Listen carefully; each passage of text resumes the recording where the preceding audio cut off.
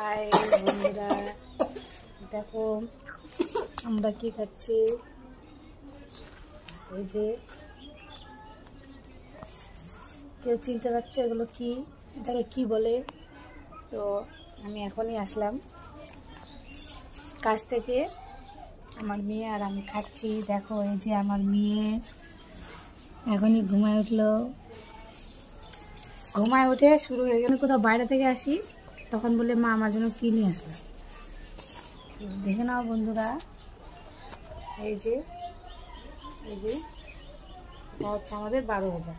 Already খাওয়া complete হয়ে গেছে, আর একটু আছে। টাটা করে দাও বেটা, টাটা করে বলো বলো। থেকে উঠলো তাই এখন আর কথা বলবে না। তো ঠিক আছে, টাটা। আজকে এখান থেকে ব্লগটা শেষ করলাম। বাই বাই, আবার দেখা হবে নেক্সটে।